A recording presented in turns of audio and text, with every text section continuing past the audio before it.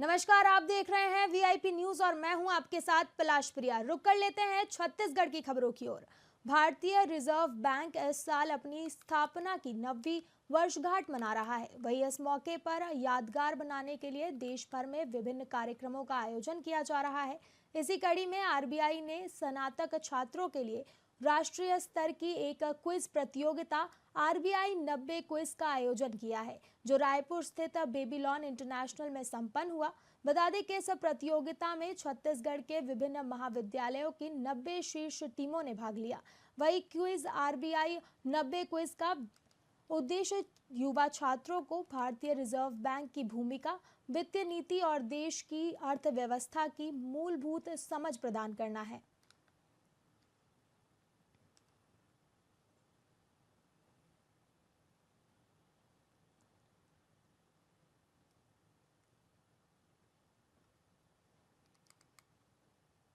तो mental development और जैसे कि आप मतलब जैसे जीके वगैरह ज़्यादा पढ़ रहे हो, आप अपने इंडिया या फिर हेरिटेज के बारे में ज़्यादा जान रहे हो, तो ये सब में हेल्पफुल है। क्वेश्चंस बहुत अच्छे थे, मतलब सिर्फ फैक्ट पेज नहीं थे जो उन्होंने हिट्स दिए, उसके थ्रू हम लोग ने बहुत सारे क्वेश्चन अपने लॉजिकल रीजनिंग का यूज करके स्टूडेंट्स प्लीज अपनी अपनी जगह पर आ जाइए। अच्छा लेवल फाइनल स्टार्ट होने वाला है। फैकल्टी मेंबर्स आपको रिक्वेस्ट है अपनी जगह पर बैठ जाइए। हम लोग 5 मिनट्स में अभी स्टार्ट करेंगे।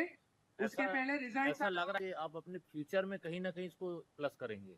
हाँ, जैसे कि सेलेक्ट हो जाते हैं तो रिज्यूमे लगा सकते हैं अपने सीजे वगैरह के इंटरव्यू टाइम। मैम जनरली ऐसा होता है कि कुछ कॉम्पिटिशन्स होते तो है तो बहुत छोटे लेवल के होते हैं। Reserve bank of India India का एक एपेक्स बैंक है और इस बैंक के द्वारा जो ऑर्गेनाइज कराया गया है ये पूरे नेशनल लेवल पे किया गया है और ये क्विज इस लेवल पे किया गया है। क्वेश्चन ऐसे दिए गए कि आदमी का हॉरिजन एक ऊपर लेवल पे जाए। जनरली क्वेश्चन क्विज में हमको क्या पूछा जाता है, व्हाट इज़ दैट और व्हाट इज़ दिस, मतलब क्या है क्या नहीं है के फॉर्मेट में सिंपली। लेकिन यहाँ पे जो सवाल पूछे गए वो इस फॉर्मेट में है ताकि आदमी को सोचना पड़े। तो मेंटल एबिलिटी जो स्किल है ना, सोचने की क्षमता बढ़ाने लायक ये क्विज है, मतलब आदमी को सोचने पर मजबूर करते इस टाइप का कैपेबिलिटी बढ़ाना चाह रहे हैं। हमारे राज्य से करीब 12,000 टीम ने इंटरेस्ट दिखाया था और अधिकतर हमारे गवर्नमेंट कॉलेज के स्टूडेंट्स।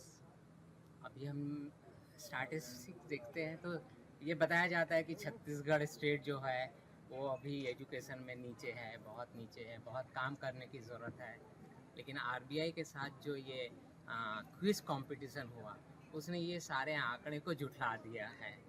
मुझे पूरा भरोसा है क्योंकि आप देख रहे हैं कि इतने सारे गवर्नमेंट कॉलेजेस के बच्चे बीजापुर, बस्तर, सरगुजा, बहुत ही छोटी छोटी जगह से आ रहे हैं, रुचि दिखा रहे हैं। ये बता रहा है कि हमारे राज्य में बच्चों को कितनी ललक है। बस अवसर उपलब्ध करा दीजिए, फिर देखिए हम क्या नहीं कर सकते। मुझे लगता है कि प्रसन्ना साहब की टीम जो है इतनी बेहतरीन काम कर रही है उच्च शिक्षा में कि जितने समय ये रहेंगे पूरा चेंज ले आएंगे। छत्तीसगढ़ राज्य के स्थापना दिवस के अवसर पर जिला मुख्यालय महासमुंद में 5 नवंबर को रंगारंग कार्यक्रम का आयोजन किया गया। बता दें कि समारोह के मुख्य अतिथि खाद्य नागरिक आपूर्ति और उपभोक्ता संस्करण मंत्री दयादास बघेल होंगे। शाम 4 बजे से अतिथियों का आगमन होगा, जिसके बाद वह विभागीय स्टॉल का अवलोकन करेंगे। वहीं शाम 5 बजे से छत्तीसगढ़ी सांस्कृतिक कार्यक्रम की प्रस्तुति होगी, जिसमें कवि पद्मश्री डॉक्टर सुरेंद्र दुबे अपने मन भावन कविताओं से समा बांधेंगे। मिनी स्टेडियम के प्रांगण में जो राज्योत्सव है वो माननीय मुख्य अतिथि जो हमारे जिले के प्रभारी मंत्री जी भी हैं, आदरणीय दयालदास बघेल जी, उनकी अध्यक्षता में किया जाएगा। और बेसिकली इसमें स्थानीय हमारे जो कलाकार हैं प्लस भारतीय कलाकार कुछ हमने इन्वाइट किए हैं जो कि हमें प्रस्तुति देंगे।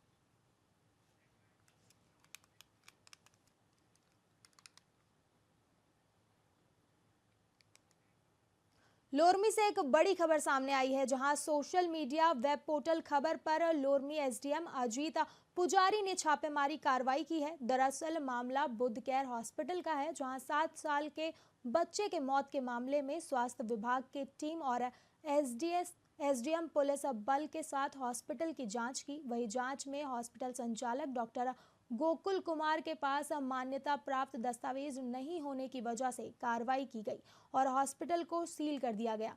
वहीं 7 साल के बच्चे के मौत की हॉस्पिटल में पुष्टि नहीं है। डॉक्टर ने मरीजों को उचित इलाज के लिए बिलासपुर रेफर किया था, जहां बच्चे ने बिलासपुर पहुंचते ही दम तोड़ दिया।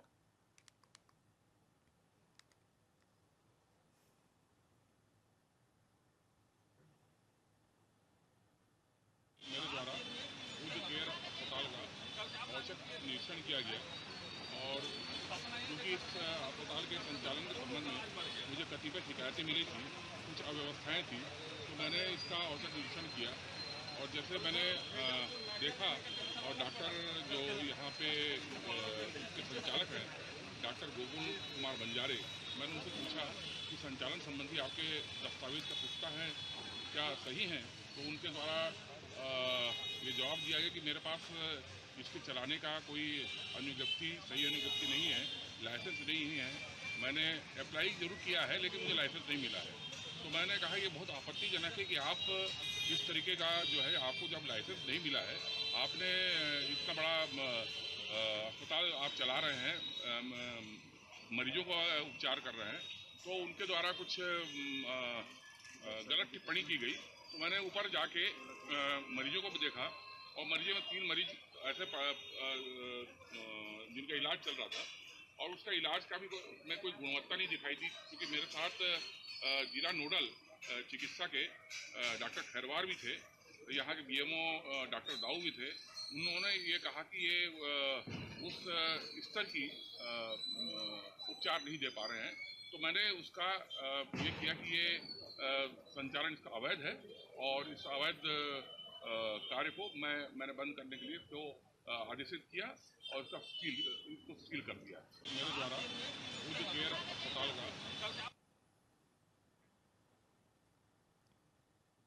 छत्तीसगढ़ राज्य के 24वें स्थापना दिवस के उपलक्ष्य में जिला स्तरीय राज्योत्सव 2024 का आयोजन किया गया, जिसमें विभिन्न विभागों ने राज्य और केंद्र सरकार की महत्वाकांक्षी योजनाओं की जानकारी प्रदर्शनी के माध्यम से दी। कार्यक्रम का शुभारंभ कांकेर लोकसभा क्षेत्र के सांसद भोजराज नाग और कांकेर विधायक आशाराम नेताम ने किया। वहीं अतिथियों ने प्रत्येक स्टॉल में जाकर विभागीय योजनाओं पर आधारित प्रदर्शनी का अवलोकन किया और शासन की रीति और नीति को जन जन तक पहुंचाने के निर्देश अधिकारियों को दिए।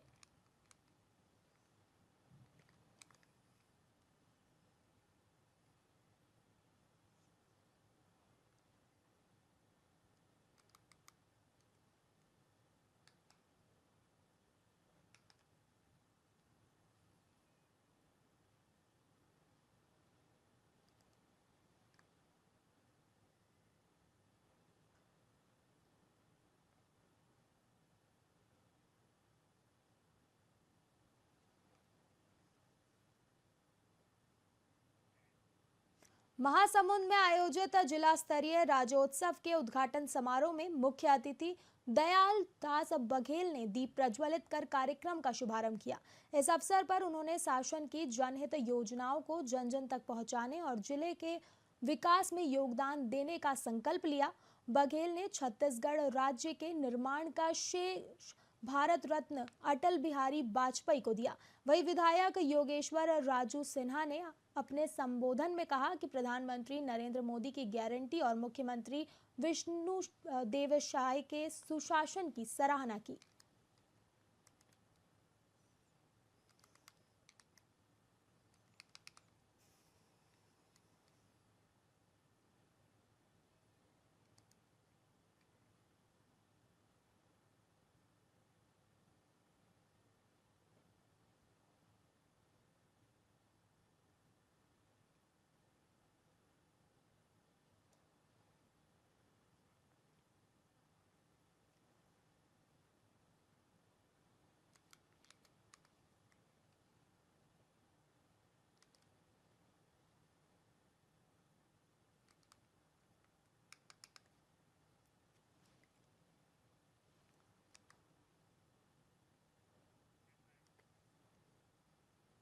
जगदलपुर में भारतीय जनता पार्टी के कार्यालय में महेश कश्यप ने प्रेस वार्ता की। इस दौरान उन्होंने कांग्रेस पर गंभीर आरोप लगाए। सांसद महेश कश्यप ने कहा कि प्रदेश में बढ़ते आरोप और तनाव की जड़ कांग्रेस पार्टी है। कांग्रेस जानबूझकर छत्तीसगढ़ को संकट में डालना चाहती है और इस उद्देश्य को पूरा करने के लिए पहले खुद अपराध करती है, फिर इसके बाद राज्य सरकार पर दबाव बनाने के लिए षड्यंत्र रचती है। कश्यप ने बलौदाबाजार जिले में हुए कलेक्टर और एसपी कार्यालय के जलाए जाने की घटना का उदाहरण देते हुए कहा कि ये एक सुनियोजित अपराध था जिसमें कांग्रेस के विधायक देवेंद्र यादव सहित कई कांग्रेस नेता शामिल थे।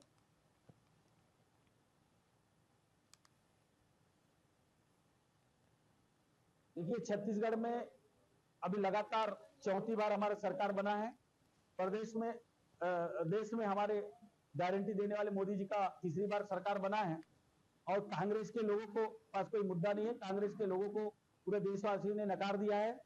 इसीलिए कांग्रेस के लोग हर राज्य में, हर क्षेत्र में अशांति फैलाना चाहते हैं और जितने भी घटनाएं घट रही है, चाहे हमारा बलौजा बाजार का घटना देखें, दामाकाड़ा का घटना देखें, जितना भी घटनाएं घट रही है या इसके पीछे कांग्रेस का हाथ है।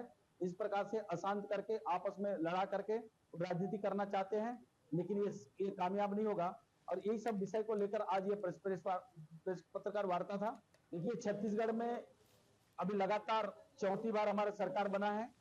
प्रदेश में देश में हमारे गारंटी देने वाले मोदी जी का तीसरी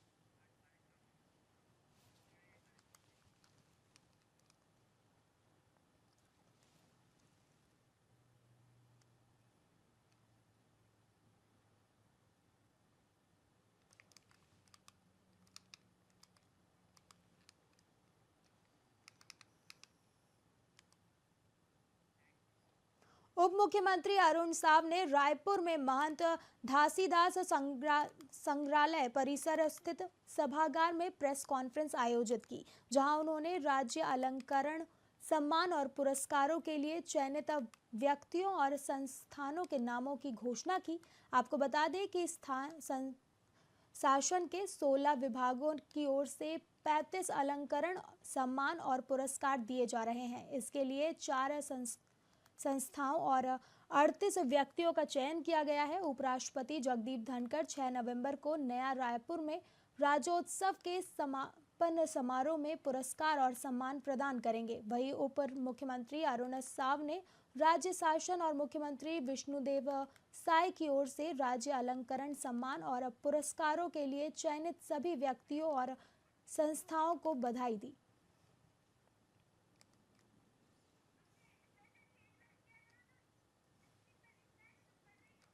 अतुल जैन नई दिल्ली को दिया जाएगा।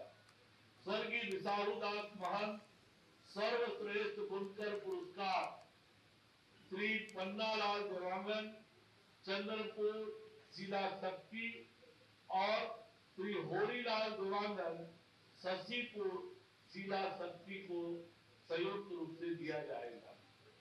राज राजेश्वरी करुणा माता हाथ करना प्रोत्साहन पुरस्कार ये इस बार श्री सत्यनारायण देवांगन घबरा जिला शक्ति, श्री अरुण मेहर पंचधर जिला सारंगगढ़ विलयगढ़ को दिया जाएगा।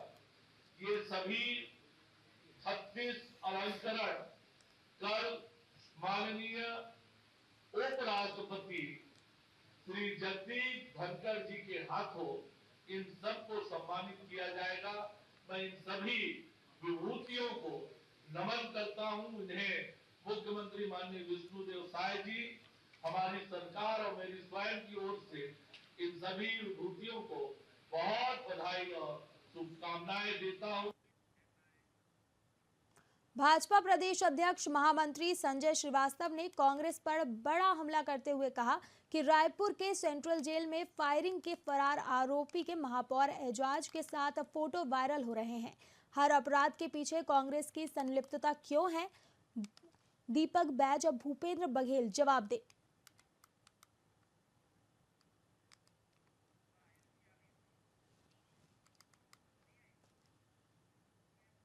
पीछे आखिर कांग्रेस का हाथ वैसे भी कांग्रेस का जो चुनाव चिन्ह है वो पंजा ही है, लेकिन इस पंजे का कितना दुरुपयोग छत्तीसगढ़ में हो रहा है कि हर एक जो अपराध हो रहा है उसके पीछे जो जांच हो रही है, जो अपराधी पाए जा रहे हैं उसमें कांग्रेस के नेता इन्वॉल्व हैं।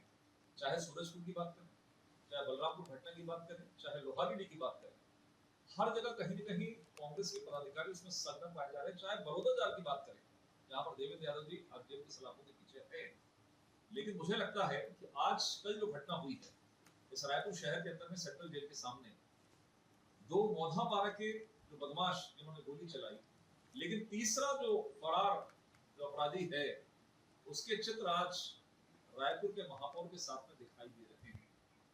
आखिर ये रिश्ता क्या कहलाता है? और दीपक बैज जी कहाँ छुप कर बैठे हैं? दीपक बैज जी को बताना चाहिए कि कल जो गोली चली है उसका एक जो फरार अपराधी है जिसके पीछे पुलिस प्रशासन लगा है, उसके चित्र महापौर के साथ में आ रहे हैं। दीपक बैज जी को बताना चाहिए, भूपेश बघेल जी को बताना चाहिए कि आखिर अपराध से इतना प्रेम कांग्रेस के नेताओं को क्यों है पीछे। खबर रायपुर से है, जहां गंज थाना क्षेत्र में केंद्रीय जेल के पास हुई फायरिंग के मामले में पुलिस ने आरोपियों को गिरफ्तार कर लिया है। बता दें कि कुछ अजीत बाइक सवार साहिल नाम के युवक पर कट्टे से हमला कर फरार हो गए थे, जिसकी सूचना पुलिस को दी गई, जिसके बाद पुलिस ने 10 अलग-अलग टीम गठित कर आरोपियों की तलाश शुरू कर दी और रायपुर की सभी सीमाओं पर चेक पोस्ट लगाने के साथ ही नाकेबंदी भी कर दी गई थी। वही आरोपी रायपुर से भागने की फिराक में था, जिन्हें पुलिस ने घेराबंदी कर गिरफ्तार कर लिया है। फिलहाल पुलिस ने संबंधित आधारों पर आरोपी के खिलाफ मामला दर्ज कर लिया है और आगे की कार्रवाई में जुट गई है।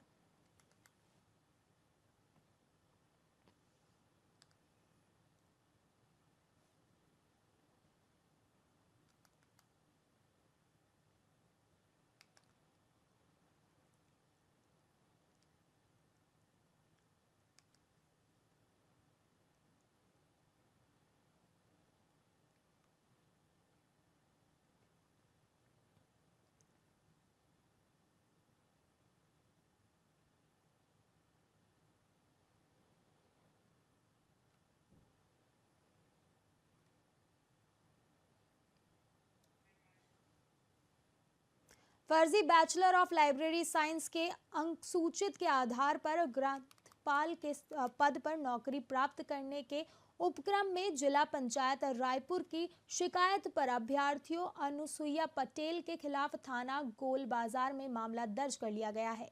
वहीं मामले की गंभीरता को देखते हुए वरिष्ठ पुलिस अधीक्षक संतोष कुमार सिंह और अतिरिक्त पुलिस अधीक्षक शहर लखन पटेल के निर्देश और नगर पुलिस अधीक्षक कोतवाली रायपुर योगेश साहू के मार्गदर्शन में थाना गोल बाजार पुलिस की विशेष टीम गठित कर कार्रवाई की गई है और अनुसुईया को गिरफ्तार कर न्यायालय पेश कर न्यायिक रिमांड के लिए भेज दिया गया है।